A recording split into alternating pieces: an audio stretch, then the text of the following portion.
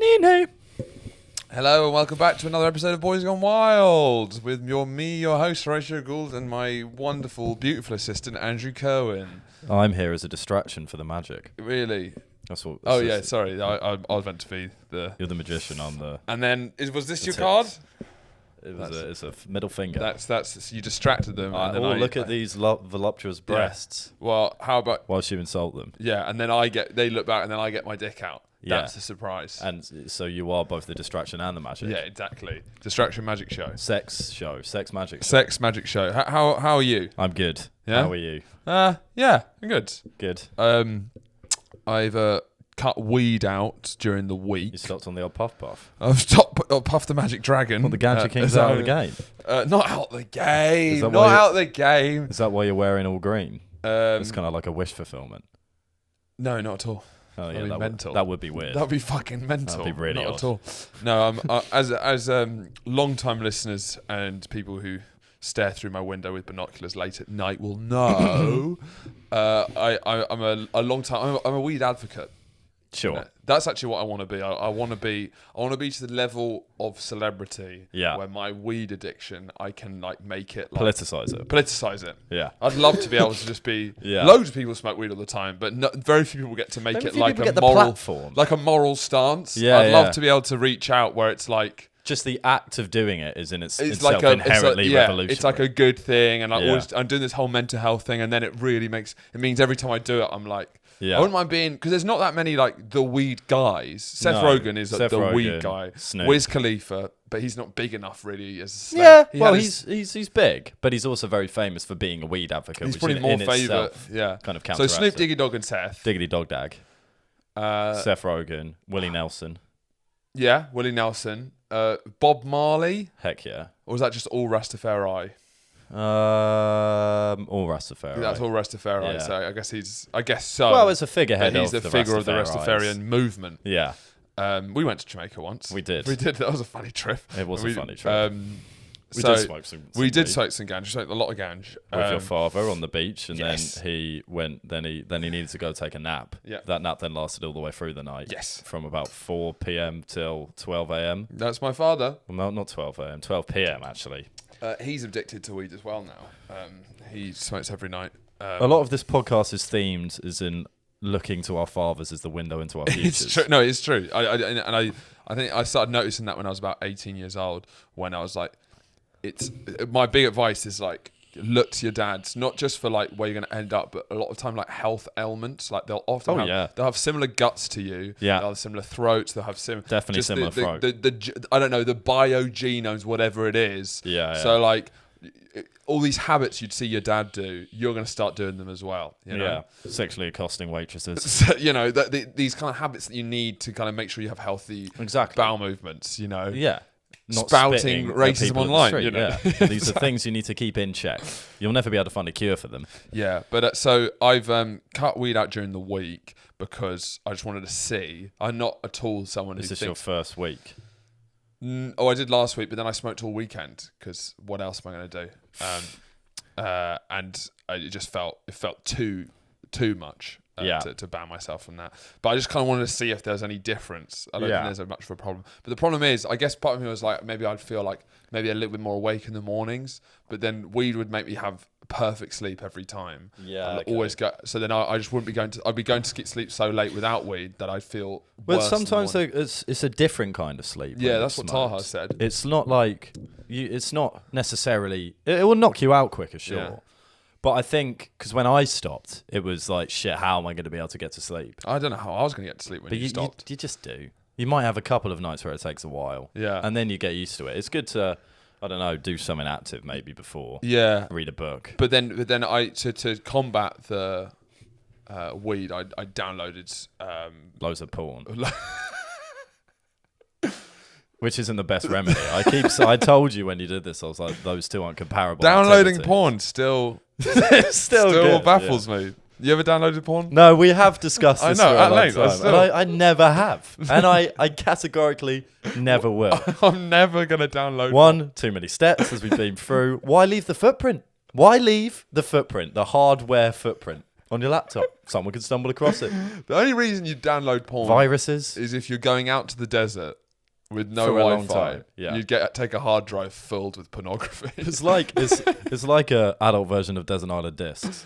Desert Island Dicks, I guess, but that's pretty Desert dumb. Island Dicks. Yeah, that's pretty good. Which 5 porn videos would you download? Well, they'd have to have a lot of dicks. Well, I guess. Is that a new podcast idea? People like Radio 4. Yeah. It's like with the soft kind of like, With a so soft I've got David Tennant on to talk about his 5 favourite porn videos. If you were stuck in the middle of the desert with no Wi-Fi, which 5 videos would you download onto your hard drive? I've been thinking about that. I can't do Scottish. I wish you didn't do David Tennant. Yeah, it's been a tough one to think about. Scotland. I love girl on girl. Girl on girl. I can kind of go for BBW every now and again. That's Northern I'm Irish. a big girl on girl guy. Girl on girl. No, I can't do Scottish. Sorry, It's a shame. I conveniently snookered you. You did. I really showed you No, off. I can't do it. You could have done Irish. This is like bad wingmanning. Yeah, it is. Whenever I'm trying to get Andrew to pick up chicks, I always try and throw him some curveballs just to see how he reacts. Because I'm best when I think on my feet. And women can see that. And they respond to it. But yes, and then I downloaded games on my PlayStation. Like? I haven't really Battlefield, the new one. I haven't played that in ages. I wanted to shoot some people again. Yeah. I've never been. Yeah, I'm not yeah. a shooting guy. But I go through phases where I'm like, all right, I'll shoot them. fancy a But shot. I know that I'm detached from it in the sense that that's Yeah. not my identity. I'm not a Yeah. shoot guy. I got into a shoot 'em up. Nerd. Fucking loser. Whoops, What the hell? I thought this was a safe space. Sorry. That's what it says. That's what it says on the door when you come in. But maybe not. What? And what I'm about to say is infinitely more nerdy than you'd think. Actually, I don't like. Right, I got into Call of Duty Modern Warfare. That's not actually. That's actually the least nerdy. And Call of Duty and FIFA yet I are the haven't. least the nerdy yeah, waste exactly. But to that game. was ages ago. The nerdiness is going to come. So that's the COD 4, as it's romantically Colloquially known. Yeah. Yeah. Is probably the best one ever. I don't care if anyone disagrees because I don't care enough about it. So if you want to fucking badger me in the comments about it, just keep it to yourself. That's a cool opinion to have, though. I've seen trendy people say that. Yeah. And though that was a game I've played the most, other than FIFA. I was just religiously obsessed with it, and I used to play with Morgan Griffin online after school. Did life get any better? It fucking didn't. It was at the time when like the divorce was bad. My sister and mum's relationship was not good. They were arguing to heck in our You were house. completely I was missions. just on my fucking headset with Morgan, just doing Griffin, shit. of all people. Completely happy. Never been happy. You'll never get back to that. Tumultuous few years of my life. You'll never get back to COD that. 4. Maybe that's why I like it so Yeah. much. But since the CODs after that and all of those things, I want more tactics involved. You're a tactics I want to guy. be the leader. I want to be like the squad captain, Yeah. who is like saying, "Go there, go there, someone up in there," and you can get that with Tom Clancy's games. Yeah. And I got Ghost one of them. Recon, like that's what I have. the sniping ones. Yeah. Pretty. I like undercover and I like being in charge. Otherwise, it's just It's slightly psychosexual, isn't it? yeah, incognito. I like to dominate women whilst wearing a mask. No, I like, because otherwise, what I find about Call of, other than like online stuff with the missions and stuff, it's just like I go through it. I'm shooting some people and it's like. War in like all out warfare, there's so much, there's like a 40% chance I'll be dead at every mission. So it's like it's not realistic enough, because if you do it in kind of like undercover in an incognito kind of mission, then it could realistically happen. When you're just shooting at random shit, it's like I don't want that realistic warfare, because otherwise I'd just be dead every time. You don't want the realistic warfare as in what you'd actually be like during the war. Shooting random You want to shit. go to that fantasy. Where I'm highly skilled and trained. I'm ready for this mission. Now that's my problem with shoot 'em ups. But I like the Tom Clancy one because you go there. Is it online? No. Okay. But there's it's a what do you call it? AI? Open. Yeah, It's open world. Open world, yeah. Really? So, but the only thing is the missions are quite repetitive, and you can't do. What kind of world is Tom Clancy? It's in Bolivia, and you're trying to take down the cartel. So you can just go around Bolivia wherever you want. Yeah, but there's different missions, and there's almost Okay. like it's pretty huge. There's like different sections of this place in Bolivia, I think, and there's like different mobsters and head of the cartel, and you eventually work your way up to I don't talk about Bolivia anymore. Yeah. Remind me of Bolivia. Because I deleted the game to make and the memory. I deleted the game to make room for something lame, but I can't remember what it was. Well, to be fair, I was saying back, I bought a collection of games, but I have been playing. If you at all felt vulnerable about being nerdy, I've started playing Civilization 6. No, I've never gone that far. Yeah. That's lame as shit. Because when you talk about tactics, I think your idea of tactics and what you're obsessed with is like, I'm a top. So you're like embarrassing nerdy fantasy. It's very different to my embarrassing nerdy fantasy. Yours is pretty embarrassing and nerdy. Yeah, your embarrassing nerdy fantasy is I'm a top SAS guy. Yeah, I'm the chief honcho. This calling guy. The shots. You're calling the shots. You're smooth as you like. I want to be like I want to be on a ridge overlooking the mission with like 4 highly trained SAS people. Yeah. I'm on the ridge with a sniper, telling them what to do and like picking off people. I'm building a civilization from scratch. Well, I have to admire your scope. I do have to admire that. It's true because I'm a very big picture. That's always how I've enjoyed things. And Civilization 6, you're guiding something from 4000 BC to it's like quite 2000. arrogant. It's quite It's very arrogant playing game God. to play. It's a very playing God. That's what I'm saying. Everything that's ever existed, I can do it better. But so Civilization 6, the concept is you all start as different civilizations and you play against the AI. Yeah. I think you can play online, but I don't know how. That was absolute carnage. And each turn years, and they just keep building, and you can choose different things to, and so you can choose different ways to win. Yeah. There's like you can win by creating like the space rocket first, so like science. Okay. You can win by diplomacy, win by religious domination, or pure domination, which is how I play. I play pure domination. Whenever I play, I am a full-on fascist. I click fascism as the policy. Yeah. I destroy civilization. Like it's not. You might think it's a game where it's all about trying to. That's not what everyone does. A lot of it's about cultivating. I build a pure military war state, and I just relentlessly destroy. So what I'm doing up here late at night. For you. Yeah, exactly. Late at night, I am actually running. I'm a vicious dictator, destroying and oppressing and destroying cultures, razing their cities to the ground, pillaging. So it sounds like giving up weed's going well for you.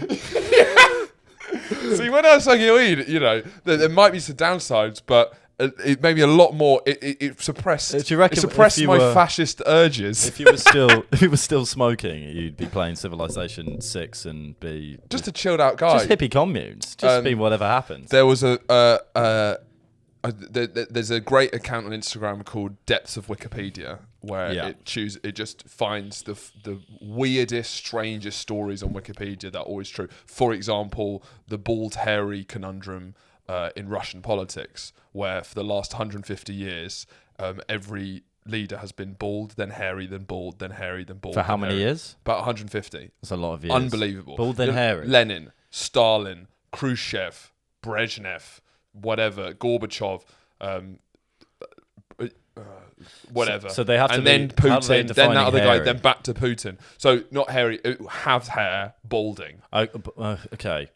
So that's odd. That is odd. So like little things like that. Yeah, Depths of yeah, Wikipedia. yeah. Oh, One that's of them was a civilization glitch. I don't know which civilization it was. It was called the. Not on the game.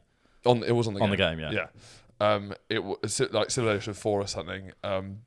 It was called like the Mahatma Gandhi nuclear glitch, where there was this glitch that when a lot of games, whenever they reached, whenever the AI of India reached like a certain year, the Gandhi would always press the nuclear weapon. So it was like this strange glitch for some reason and they couldn't find out how to fix the bug, where Mahatma Gandhi kept starting nuclear holocausts. What the fuck? It's completely mad. Just the AI without fail would always, when it reached a certain point. Game or something? Yeah, well, no, actually, I think you could just aim at cities and destroy, but then your people will get unhappy with you. But I'm nearing the stage. You're nearing the Mahatma Gandhi nuclear warfare age. Yeah, I'm gonna take the nuclear option, because I'm not doing it for like a cultivation of. I'm just trying to see how pure destruction. Yeah, it's pure destruction. Yeah, trying to get those urges out of me. Which is a good. So that's been my week. That's your week. And yeah, but I don't know how I feel. I don't know if I'm loving life or yeah, it's really weird because I'm in my I'm editing a big project at the moment, so I feel like I'm in flux a bit, which is where I can wake up whenever I want and I edit late. Then I do which what I is want. dangerous. I don't know. I've realised that's me at my. That's what I want to reach a stage where that's what my lifestyle is, because that's me at my most productive. It's like when I was doing this podcast solo, where I'd film this at 6 p.m. I'd have dinner, I'd watch TV or something. I'd then edit till 3 a.m. Yeah. Like 2 a.m. Smoke a joint, and then wake up at like midday. Yeah. Have 6 hours to myself, then do it over again, and then just that cycle of going really late, waking up late, and just kind of taking it all. That's when that's me at my most productive. So I've sort of been in that thing. Horses for courses. Yeah. And all that. Well, I've been watching a lot of snooker. You have been watching a lot of snooker because snooker's taken over my life now. Yeah. Well, you got that sort. Because your nerdiness does it. Goes out different ways where it's this sort of like Republican son. Santa's son. It's mostly around predominantly white sport. That's where I'm a biggest nerd. It really like golf. But snooker, you get a F1. lot of sports now. Formula 1, snooker, darts, briefly. Darts for the World Championships. It's the World Championships. Still, like most people don't watch that. Golf, American football. Yeah, it certainly went through Casually. phases of that. Casually, that's not. And then football is weird. Like the biggest sport is the one you're least. I into. do still watch the most football because it's on the most, and I watch the Brighton games, the Palace this weekend. But no, it is. There's something different because I like watching live events. There's something different. I love a TV series or a film, but that's an evening viewing or something like that. So particularly that I'm working at home, when all these sports are going on in the day, it's the perfect thing to watch when it's happening. And there's nothing quite like watching live TV. Snooker's fucking excellent. I love it. I've been going to the snooker club and playing by myself now, which is quite dark, mysterious, and it's. I've only gone a couple of times. And I'm coming in as the guy who hasn't played much snooker. I'm great at pool, don't get me wrong, but it's a hella different game to any of you pool aficionados who are thinking of picking up the thinner cues and getting onto that green table. But you go in there with a certain amount of trepidation because the snooker club it seems like hallowed turf. There's a lot of old men in there playing their game, and you don't want to come up. You don't want to feel like you don't know what you're doing. We're talking about the Mile End Snooker Club, which is we're both members, and it is a great, like a truly authentic experience when most things have become like trashy in London, but it feels genuine. It feels like a well-kept secret. It does feel like and genuine, not like a time-out well-kept secret where it's like behind a bookcase with like jars of like a speakeasy. It's not a performative well-kept secret. No, it's like it's just no one the really staff plays snooker. are rude, and there's definitely a strain, like a very. They sell burgers for £1.50. They sell curry noodles for £1.20 on this menu. It is astonishing. I might try some tonight. Actually. I might have a burger. But no, I find it very settling, actually. I like to have an activity. For your gut? For my gut. My acid reflux has been so much better since I've picked up snooker. If I have a bad digestion, I just hit a couple You just got to hit it. Just got to hit those balls, man. Just the sound. To be fair, part of the reason, the sound of the game. It's relaxing as shit. It's the best game to go to sleep watching. Definitely. When there's a week of snooker. I agree with that, for sure. The Masters are on this week. And that week is just, you're never going to bed sad. Like I do every single other week of the year. You're going to bed happy. You put a candle on. Yeah. Roll over. Just watch the snooker. It's fantastic. Fall asleep. Sorry, I can't vision. You put a candle on. Roll over. Then watch the snooker. Right. Bedside table to your right. Yeah. Candle. I'm rolling to my right. Candle on. Laptop's on my left. Oh, okay. Roll over. Watch the snooker. I can take you through it again? No, I got it now. For some reason, I didn't quite work out what you're doing. Understandable. Yeah. Understandable. It's a very specific process I have that is quite personal to me.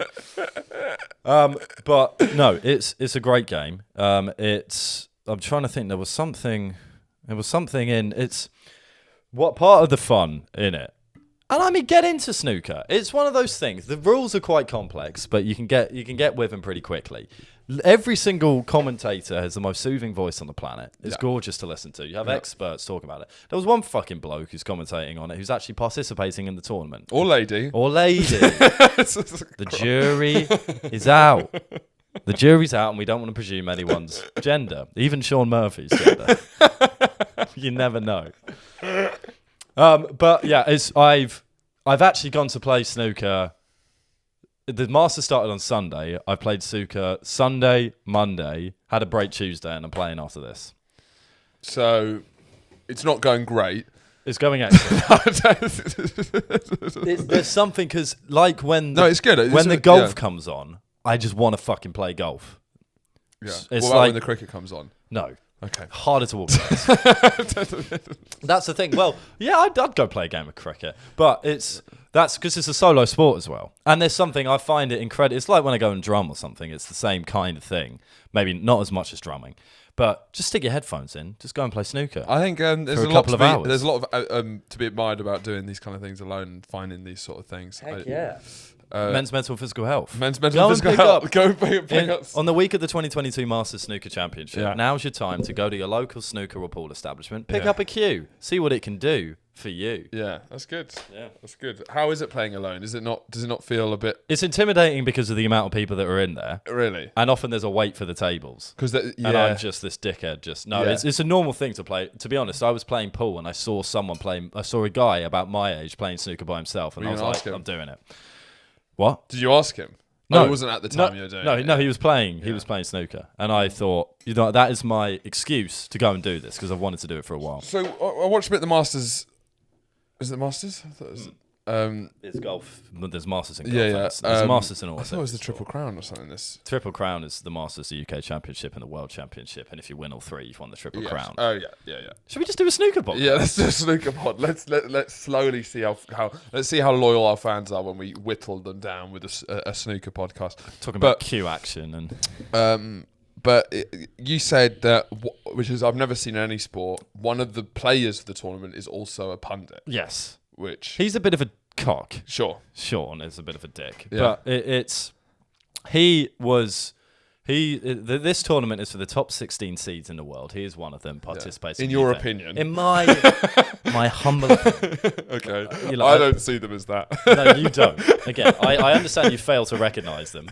And you believe there's a vastly different he's top number 16. 2 in the world. In your opinion. In your opinion, let's be fair. There's different merits to the game. But controversially, he is one of the top 16 in the world. And he is also a BBC pundit, does it regularly. Yeah. Because he's getting fairly towards the end of his career. But he's still like seeded 12th or something. Yeah. He's there and he's presenting.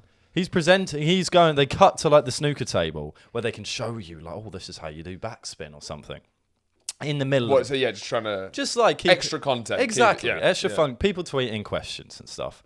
He's there doing a demonstration every single day, every single game up until like the day of his game. He was still doing a demonstration in the morning before his game.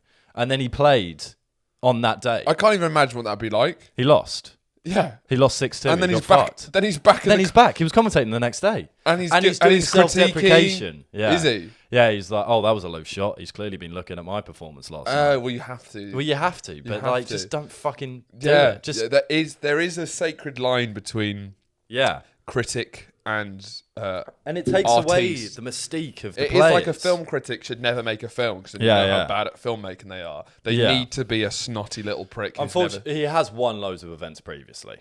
So but he should retire and become a commentator. It's the simultaneous thing. Well, you can do it simultaneously he's did it when he got knocked out of the UK Championships, but just don't do it whilst you're still competing from the outset. Yeah. So I think I think there's a general energy in January that everyone seems to be, because there's, I don't know. Yeah, it feels like it's very much as I Riley tweeted. You know how rarely I tweet. Yeah, did you do a new tweet? No, So a new tweet. I told you to alert me every time. Yeah, so it's they never do well. Yeah, but I always have fun. But this one, because I saw how wry a lot of people were tweeting, and I thought I'd do like a wry tweet. Did you get on the rye twit? I got on the Ryegram, #Ryegram. So I tweeted that. Let's just get it because I tweeted. January is just 31 Mondays, really. Very wry. How wry is that? That's one of the wryest things I've heard. So there is a feeling... and I think it's a good tweet. It's a good tweet. It's fine. And it's 12 likes, sure. But it's just like... I like... There's a sort of like... there's like a tragic hero to my Twitter persona where I'm tweeting. You're an alternative comic. Yeah, I mean, I'm going to have to read back this old tweet that still is. You've definitely done this before, but it's worth going. It's worth going back because I'm so furious about how badly it did. So Dominic Cummings leaked a screenshot of the most powerful WhatsApp group chat in the country, and the members were Cummings, Johnson, Hancock, Dickballs, Arseboy, Willie Hole, Bumknob. 2 likes. Okay? 2 likes, yeah. You can't be. I put myself out there. You did, yeah. And I got 2 likes for that. That was. You've put your whole soul into that. It's not a half-assed joke. It's not. But the feeling of January is. It does feel constantly like a Monday. Yeah. I feel. Yeah. And there's a. I feel because a lot of people are doing dry January, I think everyone's starting to pick up all these quite like Zen solitary things. They're doing, which I think is the way to approach. I think the way I'm trying to approach January is because it's like you're sort of guaranteed not a great month. It's not going to be a great month. Yeah. There's a lot of guilt attached to everything that you do if it's not something that is either benefiting towards your physical or mental health. People aren't going to be that fun anyway. Yeah. It's the guilt's going to be extra if you are the couple of people. So you should just try and achieve, do as much as you can in January. Pick up a hobby. Something like that. More important than my Twitter account is Bookmark Boys. Well, don't say that. Oh, sorry. Come on. I know it's tough. I know it's tough. But these are the things you have to plug away with. Yeah, I know. But sometimes it feels like one day, like no one cares what I have to say on things. And one day, Horatio, your tweets will become so successful that someone will make a book out of them. Do you think? I think they will. And what better way to place something to mark that book than a bookmark? So you're saying that they're not going to read all the way through it in one sitting? I'll say that it's such a long list of illustrious tweets that it will be physically impossible for a single human reader to get through it in one sitting. Yeah, I guess so. Bookmark Boys. Are you shit on Twitter? Do you have problems marking your books? Do you like snooker? Do you like snooker? Did you want it? It's January. Pick up a new hobby. Don't pick up reading. Pick up marking books. Buying bookmarks doesn't necessitate you reading. It just necessitates that you have to put it in a book and mark various places of the book. Matt Berry playing Stephen Toast. You can fuck that sky high. Ron Swanson, any dog under £50 is a cat, and cats are pointless. Bookmark Boys. Bookmark Boys. Buy them, consume them, use them. We need a saying for it. Bookmark Boys, because we care, or something. Bookmark Boys. Putting the mark back in the boys. Yeah, that's good. Yeah, happy. I like that. That's good. So I guess the topical news showing just how slow the news is. Yeah. Is Molly Mae's controversial interview, which I think is this another one where the main heat is coming from TikTok? It's a real TikTok story. It's a TikTok story. Well, a lot more of these are coming out now, and it feels like the emphasis controversy is now shifting over onto new media. TikTok, which is exciting. It is exciting. It's one of those, because I think the excitement about a news story fundamentally coming from TikTok is that when you're scrolling through the page, you might see one story about it, and because you've seen one video, it could be whatever. But because it's the algorithm, once you see loads, you're like, shit, this big. This is big. This big. So what happened? Molly Mae, now she must have, was this interview not from like a year ago? I don't keep up to date with her. Yep, again, don't do the research. We just don't do it. I was hoping for a firm yes, because now I'm going to have to go out on a limb. This interview was from a year ago. Yeah. And in that interview, she was like some financial or like girl boss hustle interview. Yeah, grind set. And she was saying how she was talking about her idea that we all have the same 24 hours in a day, as in we all have the same amount of time in the day. Therefore, if we put our minds right, we can achieve essentially the same goals. Brian Cox said the same thing. Well, yeah, but he's a bit more established in the British heart than Molly Mae at this point. So then there's obvious backlash against it, given that, no, we don't all have the same hours in the day as someone who's been brought up with a lot of privilege. Or hasn't paid attention in science. Exactly. Due to the lack of privilege. They don't have a concept of how time works. Exactly. She needs to brush up on the space-time continuum before she continuums to spread her bullshit. Yeah. Hilarious backlash. I wasn't really aware of Molly Mae before this. Really? I knew she was the girlfriend of Tommy Fury. Okay, she has her own. She has her own thing. Good. Well, they met on Love Island, didn't they? Yeah. Yes. So she's probably the my sister filled me in on Molly Mae. She's your sister? Yeah, she's my sister. Okay. Yeah. So that's how I know her. Yeah, fair enough. That's a fairly close relationship. Yeah. She basically is the most successful person to come out of Love Island, and is like sort of if go on. Well, it's up for debate. I have no idea.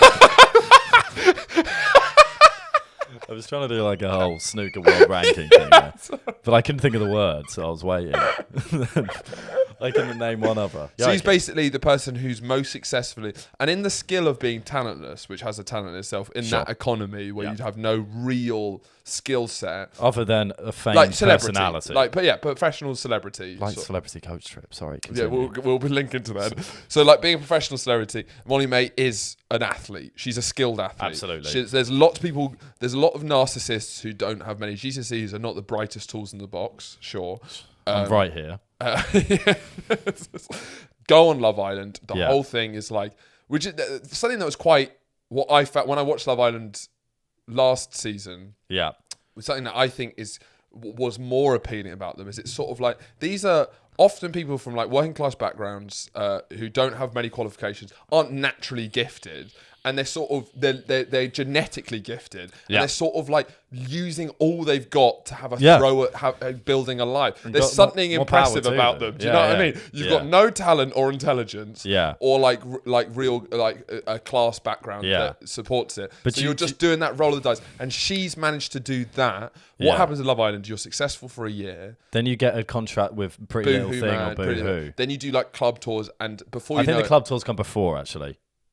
Club tours, then your partnership with Boohoo. Yes, and then you do the sponsored ads and stuff, and nearly all of them fade away. It's a very short. Oh yeah, of course. But Molly Mae has managed to secure a huge Pretty Little Thing contract. She's a model now as well, and is basically. She's managed to. Her and Tommy Fury, who met on Love Island, are still together. Yeah, and Tommy's now big in the boxing scene. So she's managed to successfully build a career out of Love Island like no one has so far. And now we're watching it crumble before our eyes. Potentially. No, it's not even potentially. She's like, there's lots of calls that she might well be dropped from Pretty Little Thing. Really? Which I'm like, that's fucking mental. Too far. Yeah. It's like I just thought it was funny. She does what she does what she says on the day. She's like, I'm a professional dumb person, and I said a dumb thing. Why are we all acting like? What do you want from me?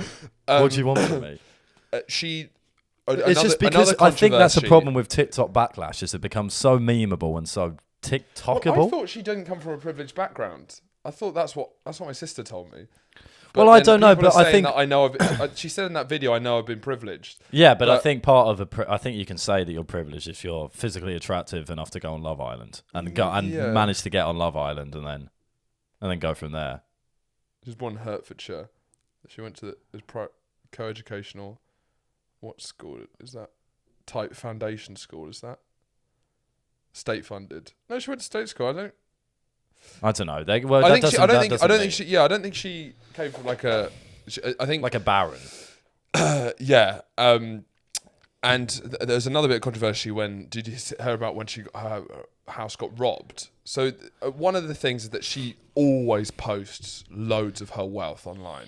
And her argument is like, I've worked hard for it. Yeah. This is before all of this 24 hours in a day stuff. Yeah. She'd but ludicrous stuff because she's making so much money. She'd post like diamond watches at like 200 grand. Yeah. I think one of them was like 800 grand or something, and post it and say how much it is on Instagram stories. It's not a good I look. bought myself a little tree. It's not a good look. Yeah. So like really, I and might then start doing that with then someone socks I buy. got an 8-pack for 20 quid. And then obviously. She's someone saw how much stuff she has in her house and just robbed her house and stole like $1 million worth of fair target. That's a good idea. She cased the joint for them. Yeah. So anyway, that's just a bit more context about Molly Mae. So what's your thoughts on the backlash? Hilarious. My instant thought was, ha ha ha, this is funny. Yeah. Oddly, didn't laugh once because I'm by myself on my phone scrolling through TikTok. So I don't laugh. But no, a funny, stupid thing to say. And I liked the content coming out of it is you get some funny videos in response to it, all this stuff. Funny. Just funny. It's gone on too long now. Yeah. Leave the poor woman alone. Yeah. And also don't drop her from Pretty Little Thing just because of one stupid comment she made a year ago. Yeah. I think they brought it. It's one of those. It's almost like when Kevin Hart was gonna host the Oscars, and they brought up that gay tweet from like 10 years ago. It wasn't a gay tweet. It wasn't It wasn't. I like dick, was it? Found a man really attractive on the subway today. No, the homophobic We cannot tweet. have Kevin Hart. We can't because he's gay. Because of these gay tweets. No, sorry, it's homophobic tweet. It's like people digging through the annals of people's social media history once they get to a certain some of the tweets position. I've been doing. Yeah, you're not gonna have any chance. You're not gonna get. You're not even. January is 31 Mondays. If you try and get on Have I Got News For You, they'll be digging out all of that shit. But so this is from a year ago. It was a stupid comment to me. I feel like the problem is I've read that she said that idea once in an interview before that, got criticised for it, and then she was addressing that criticism in that interview, and then basically just repeated the same point. So she didn't exactly learn from the mistakes. Yeah, but dumb thing to do. She kind of famously doesn't learn from mistakes. Yeah, you know. But it's more about a difference of like, it's just an ill-informed philosophical view. Yeah. That's all it is. She's on a hustle mindset podcast, and her whole thing is being inspirational hustle. And it's one of those inane idioms. Yeah. We all have the same 24 hours in the day. It's just an inspirational, nothingy. And it's supposed to nothingness. Don't take anything out of it. Yeah. But the reason you should be listening to that podcast, and the only reason you should, be listening to what Molly Mae says, is if you want to be successful in that way. So you sort of do need to create the mindset, and the 24 hours. False reality. It's a false reality, but I guess the mindset, I would agree that if you are going to try for vapid success that doesn't rely on you being a well-rounded person, then you should think we all have the same 24 hours in the day, rise and grind, all this stuff. Because it will effectively just give you a better chance. Even though you probably shouldn't overanalyze it. Don't rest on your laurels. You shouldn't do a Marxist analysis of like rise and grind style motivation. Of Molly Mae. I fear it wouldn't be too deep. It would essentially be like, no, I'm afraid not. Molly. Well, if you take a militant capitalist view, maybe it is. Maybe it is. Maybe she's doing a satirical thing. Maybe she's so post-ironic that we can't even comprehend Molly Mae. But on the conversation of celebrities, you've been since Bradley Walsh has stepped down from the chase, you've sort of faded out. He's still there. Okay. He's still there. I fear we may have announced his retirement and our success a bit too soon. What is it? Why is he? I thought still there. No reason. I definitely heard he was leaving, but he's still there. Every day I tune in just to check, and there he is, just still not gone, smarmily looking into the camera. But your new thing is celebrity coach trip now. Correct. Yes. Not just celebrity coach trip, any kind of coach trip. So other than the ones like season 9 to 12, that can fuck off because they try to market it to a young audience and it's not the same. Really? Why Absolutely, because they make it all fucking Ibiza-y and it's like young couples. For our swaths of foreign listeners. Yes. I'm talking Faroe Islands. I'm talking Seychelles. So. It's an honor to be talking to you right now. What is coach trip for these guys? Coach trip. These guys are about to throw their laptop out the window. Now, I'd implore you to stop because you want to hear this. It's important that you hear this. Coach trip is one of the most British phenomenons I've ever seen. Okay. It is the most British program of that era, circa 2008 to... It's post from Financial Crash. To present. Yeah. There's a new series as we speak. Yeah. And I think that's why they've put it on Netflix to reinvigorate interest in it. And sure, I was a sucker for it. Yeah. Sure, I've watched maybe 150 episodes. Of course. Celebrity Coach Trip. Coach Trip. Let's just... Coach Trip, because there's a difference. Yeah. The difference is quite obvious. I'll leave that as a twist for the end. Coach Trip. Coach Trip gets together. You have your tour guide, your international tour guide, Brendan, who is a relatively flamboyant, lovely, funny, proudly gay man. We've probably all had coach drivers like that in the UK. We absolutely have. School trips. No, I think that does Brendan a disservice. Brendan is genuinely excellent. Yeah, but it feels like it's a... What, fat and bald? It's like an... Yes. Yeah, that's what you're getting at, isn't it? I'm saying there's an archetype for every British person of sort of, we've all been on these sort of weird coach trips, either school, there's lots of different ways. And the fat and bald flamboyant man is an archetype of what? Of British life, I feel. Yeah. We can all relate to that as a concept. Oh, absolutely. You know, who might have a funny thing to say on the thing. We've all been there. We have, but he doesn't drive the coach. He is the tour guide. Oh, okay. So that you have falling into quite an embarrassing pit hole. Okay, sorry. If I'm honest. How about you take this, because I don't know what I'm talking about. Yeah, I mean, I was mid doing that, but let's jump right back on. So, coach trip. Brendan, our flamboyant, lovely tour guide, funny man, great guy. He is an icon, genuinely, and I don't use that. I don't gas people up when they don't need to be gassed up. Yeah. Brendan is great. He brings on a group of 7, let's say. It's mostly 7 different couples. So it's 2 people that know each other. It can be an array of different people, different couples from all different walks of life, different ages. That's what makes coach trip great. They go on the coach, then they go on a tour around mostly Europe for 30 days. There's one I'm currently on a series that there's a 50-day coach trip. It's long. And then they do like 2 activities a day, go and see various different places. And at the end of the day, here's the key point: the couples can vote off the people that they dislike the most. You get a yellow card, and then and once you get a second yellow card, you're out. And then a new couple comes in. So you get this constant back and forth of different people, different personalities. You get like 76-year-old people on there. There is inexplicably in every series, there's always a young man or woman. It's mostly women. There's like a young woman who is there with her boyfriend's mum. Okay. Not even husbands. The boyfriend. They might have been together with that boyfriend for like 4 years, and they decide they're going to go on a coach trip for 30 days around Europe on a TV show. Yeah, endlessly insane. There's a lot of drama. There's a lot of haircuts. It speaks a lot to like teenies fashion. Sure, yeah. There's a lot of U-neck t-shirts. What about those kind of lumberjacks with scarves? So many scarves. The scarves. There was one guy who I never saw his eyes because his hair was down here. Oh my god, like a scene kid. Yeah, they are. Yeah, and it's like, and they're all into indie music. All the cool kids are into indie music and U-neck t-shirts and scarves. Stand-up did a good joke about. Matthew McAloon did a good joke about scarves, where he's like, he's sick of walking around East London. He's like this burly Northern Irish guy because he's seen people wear t-shirt and scarves. Yeah, it's obscene. It goes t-shirt, jumper, jacket, then scarf. Yeah. You can't cut out the middle. You can't cut out. Yeah, that's absolutely correct. Because then it suggests that you're using the scarf as a fashion item. Exactly. And that is there is a clear hierarchy. It's never acceptable. Yeah, there's clearly a hierarchy. Scarves are fine. It's like people use it as the equivalent of a tie. Yeah. And it doesn't work. I don't like it. Yeah. But that's part of the joy of watching Coach Trip of this era, is looking at the fashion, scarves, looking at the language and the way that people present themselves, what's cool, what's in, what the politics is at the time. It's a feast for history. Sure. It's a historian's dream. I can imagine. So, and then a winner is crowned at the end, but it's not about the winner. But astonishingly, after a 30-day coach trip, the winner receives a coupon for another coach trip.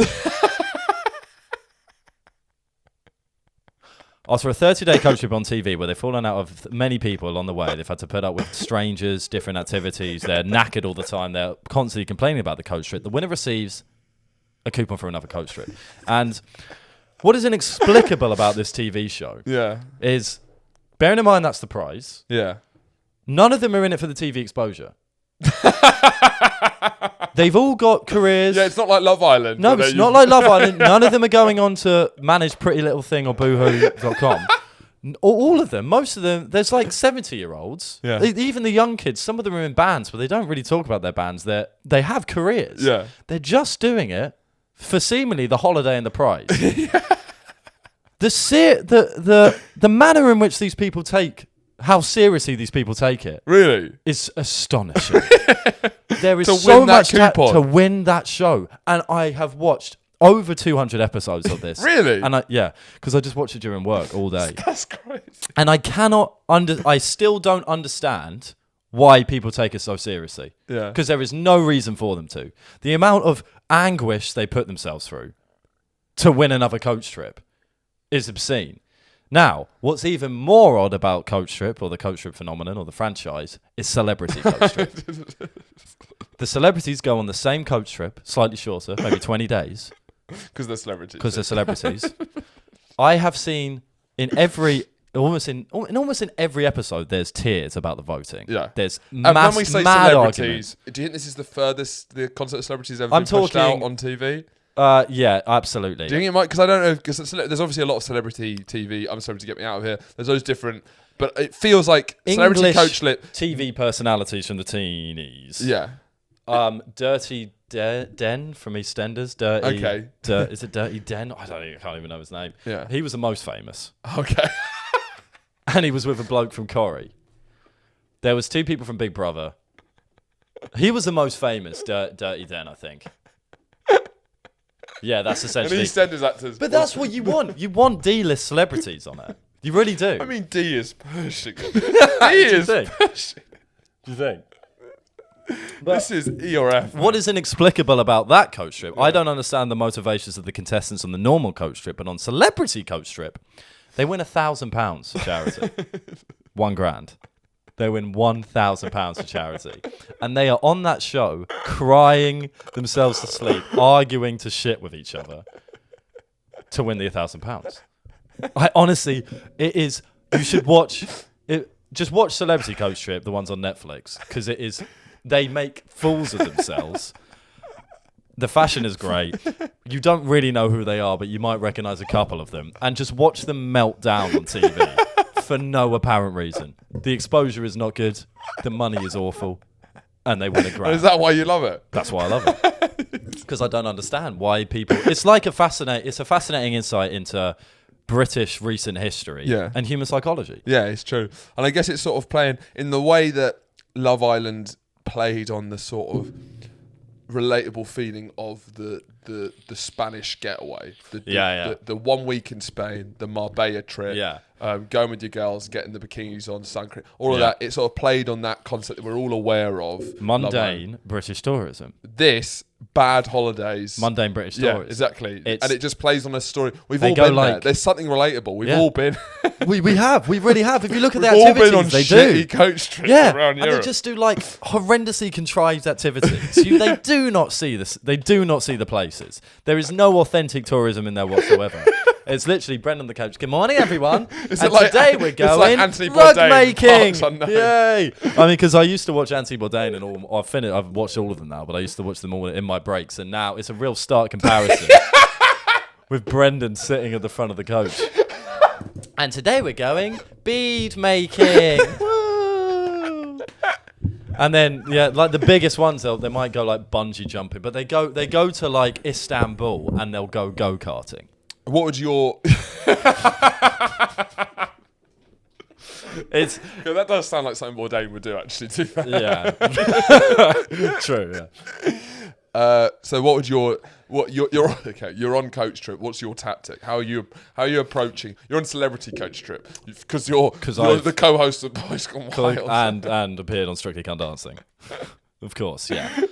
Now, how would we fare on coach trip? Yeah. Is the real question. We do okay. I was talking about it with Adam, and I think everyone knows Adam now that he doesn't like any activities. No, You get, the vote is, sometimes there isn't a lot to go on the vote because everyone's getting on well. If people don't like the activities, don't do them, or don't express an interest in them, you can get the heck out. So Adam would be a bad person to go with because he doesn't like anything. Oh, definitely. I think you'd be good at coach trip because I think you would be able to, in a sort of quite Machiavellian way, play people. Pull the strings. Yeah. Well, just like put your arm around someone and say, like, and in the right way. Yeah. Schmooze. Absolutely. However, I thought about this a lot, and I've tried to be as honest with myself as possible. Please. You have to wake up really early in the morning. I think it's quite tiring. And you're not great in the morning. I'm bad in the morning. You're not the most charming. No. At breakfast, everyone can get fucked at breakfast. Honestly, but. It's a very, the reason why it works as a program, and I think this is part of the reason why you get so much drama out of such little to gain, is because it's a tiring thing to be traveling around for 30 days, constantly waking up in that coach every day, doing 2 activities a day, horrible. and then voting people off. That's horrible. That's why you get all the drama. And I don't think I've got the stamina for that. It would just be awful. I'd start off trying to schmooze, and then after day 2... I get really car sick. Yeah, I think we both get a bit car sick. We constantly be asking the coach to pull over. There was a great moment in one of them that one of them was a bit hungover, started getting car sick. They asked the coach to pull over so they could throw up outside, and that started a chain reaction for everyone else in the coach to also throw up. And there was just a barrage and a line of Z-list celebrities. of Z-list celebrities throwing up on the side of the road. It's astonishing. So headline. Fascinating. Watch it for a sociological, historical, psychological point of view. You finally have the much missed segment of gripes. You finally got a gripe to add to the. What was it like? Living room. No, that was you've just done your living room. Andrew's that was my living room observation. That was your living room. That was what am I pissed off about? Because I'm certainly not pissed off about coach trip. It's getting me through the day at the moment. Although, come to think of that, I turn on because I'll be working and I won't really be watching it, and then it will get to after my lunch break or something, and I'll turn it back on, and it's just like day 43 on the coach, and I'm like, I've watched so much. And it makes me feel like I'm on the journey with them, and I start getting fed up with even watching Coach Trip, but I can't be able to find someone else to watch. It's a very confusing relationship I have. That is saddening, because you're doing a job that you don't like while watching people not be happy on a coach. Yeah, but there's some joy. But the reason I like it is because it's so insane. But that's all I've really been watching. That and Snooker for the last 3-4 weeks. It's a lot. You're becoming more British, I think. Maybe I am. You never know, yeah. Just watch it. Anyway, my gripe. Pub quizzes. We all know them. We all love them. Yeah. We enjoy our time with them. Everyone knows in a pub quiz, once you've finished a round, you pass your sheets to different people. They mark it, and then at the end of the marking, they give you a total and they pass it back to you. Yeah. There's a lot of camaraderie in a pub quiz in general. Sometimes there's an altercation. It's a bit of fun. Yeah. This isn't GCSEs. This is a pub quiz. Yeah. GCSE very important. Like, oh, sorry, I'm leaving. Then I didn't realise. I'm in the wrong room. I thought this was English literature. You pass them rounds, and then they pass them back to you after they give you the score. Now, the camaraderie is that if you're close enough to a question, if you've basically got the gist of it, you might be a little bit wrong. Yeah. Some people will mark you, give you a tick. Some people will give you a cross, depending on the person. It's normal to get a tick. My gripe is when someone gives you that, someone gives you a bit of you were close and they've been nice to give it to you. They come back and they go, oh, there you go. Oh, yeah. So you weren't quite right with that one, but we gave it to you. We gave it to you because you were close enough. And that one's on us. Completely agree. Why? If you're gonna do something nice, just tick it. Do it with grace. Pass it. You don't because do it with grace and not at all. Why? My dad would say to my mum during their divorce. Was Grace the woman she was having an affair with? Woo! That's great. So, why are you coming over and telling me that? What is the purpose? It is either there are two options. Let's go. The first option, which is the less likely option, is that they're wanting to get good favour of you to then get some good get some ticks for them if they've got a 50-50 question in the next rounds. The other clear option is why everyone's doing it. They're just saying, look at us, look how lovely we are, look how great we are, and there's a power dynamic that's created from that. It's like, we're so lovely, and you're the recipients of our kindness. Look upon our rays of sun. Yeah. Look upon me, the godly figure of the pub quiz. There's something coercive about it, which is sort of like, here's my love and generosity, but know where it came from. Yeah. There's something. It's something like a sort of Zizek talked about it with the modern capitalist boss, the boss who comes in and says, "How was your weekend? How was your fuck class?" And tries to be casual with you, tries to hide the exploitation, the power relation that's going on. Not like traditional bosses in the 50s who are like, I'm your master, I'm your boss. At least the power relation was clear. Yeah. This is what's happening here when they're like, I gave you that one, that's fine. They're trying to create... It's the opposite. It's that, because in the power relation with the boss, when they're being overly friendly with you, they're taking away your right to hate them. Yeah.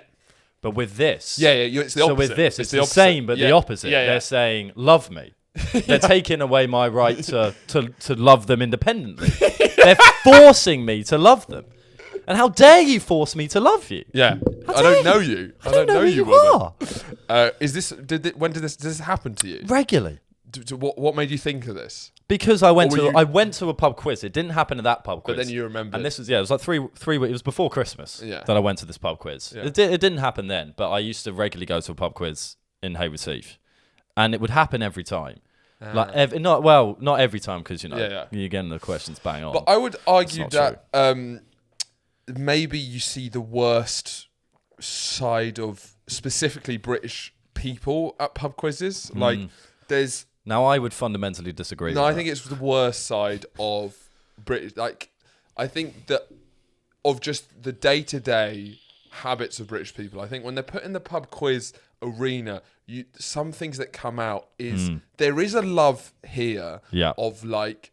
Okay, you're not going to be overtly sort of, like, egotistical or above your station or anything like that. But you are going to try and be superior over someone with this sort of, like... weird bookish knowledge, the love of panel shows, games, quiz shows, where it seems to stop. Sometimes it veers away from this silly, fun thing to becoming about something much bigger and darker. And the way that these sort of like these people can't express, these are sort of like accountants. These are kind of like sort of like often lower middle class, sort of, I don't know, like jumpers and shirts. I think you don't need to struggle for the next example, because I think they are all accountants. Yeah. Now that I look back on it, I'm pretty sure they're all accountants. They're sort of these kind of they speak about like this. They might work in IT, and they're sort of like, they're kind of middling whatever. But believe they should be higher than they are. 150 years ago would be burning cities to the ground in far-flung places. You're playing too much Civilization, so they'd be doing what I'd be doing. Yeah. But now these people, British people, have been caged to a mundanity that is no longer afforded to them since the collapse of the empire. And now this sort of inbuilt need superiority can only be expressed. They're not seeing that many via people. inane trivia questions. And I see this all the time when I go. You see a very specific type of British man. No, actually, you were conferring. You were listening in. No, you were listening in. He was listening in. Yeah. Do you think? Yeah, because now I would agree with that, and I think it can bring out the worst impulses. Have you read The Heart of Darkness? No. By Joseph Conrad. No, it's I what haven't. Apocalypse Now is based on. Yeah, I know that. It's sort of a metaphor about him going to the colony of the Congo. And do you think that's me going to the wheat sheaf in Hayward Heath? Yeah, I think it's basically like, his metaphor was as he's looking for this missing general, and he's going into the heart of the Congo jungle, but he's actually going to the very heart of the darkness of colonialism. Yeah. And I think very much so the actual dark beating heart of British society you could find in the pub quiz. Yeah, is what I'd say.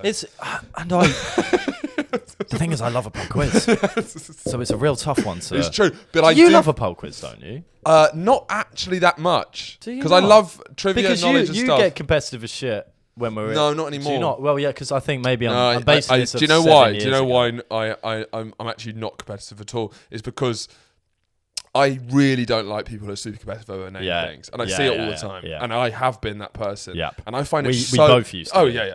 I find it so embarrassing. I think we saw it in each other and hated it in each other. I found it so embarrassing, and so like it gave me the ick so much that I'm so fully neutered that I'm not even that fun. I can't even. The problem is I can't even get the level of competition needed. Yeah. Because I know that I can't find that balance. Yeah. So I become this sort of cucky, neutered person who's just above it to the point where I can't even get involved. Oh, you go for the above it. Because I can't. If I try and properly care about it, then I'm lost. Because then before you know it, it's like, he fucking cheated. Yeah. Being dragged out of the pub. Then I know the darkness is in me. Then Red Gould comes out, and no one wants to see Red Gould. But that's the thing, because I think in all of us. But I think how I approach pub quizzes is, I've been going there. I used to go pretty much once a week with my friends Ali and Elsie. And we were 3 22-year-old people going to this pub quiz. Hot. I think hot, sexy, pert butts, walking in. Everyone's looking, sure, but how's the quiz going to go? We never finish higher than third from last. But it's the thrill of the chase. It's the fun chase. And I think you should, every time I walk into... the brain trust, was it? No, hey, I did carry the tea quite a lot, and I'm not the best carrier. Ali was constantly trying to cheat, and I said, why are we even here if you're going to be looking up That's your one phone. thing as well. I've realised. I never, and my sister even pointed this out to me. I never cheat ever. We'll come back. I've never got this. Anyway, go on. So because of, I think I just enjoy answering questions. I think it's fun in a pub setting. I like getting drunk, having a bit of a chat with the. Cambodia. You have to write it down. Andrew. You have to write it down, and that was wrong anyway. The correct answer was stars. I like going there and answering questions, getting drunk with a group of friends. Yeah. The pub quiz I went to before Christmas finished second last. Had a blast. Yeah. I have never Second last had a blast. have a blast. Yeah. It's always third last, second last, or last. Have a blast. Yeah. Because I'm not going in there with the red Drew doesn't come out. Sure. Because there's no chance of me winning. Yeah. There is no chance. You Unless. accept that. Also, you get no. Your identity is not at all built on your quizzing ability. Correct. You Correct. know? Well, You know. no, it's not. It's really not. You know. You losing at bowling. Sure. Different story. Of course, Because different a story. lot of your identity. Me losing at bowling or pool.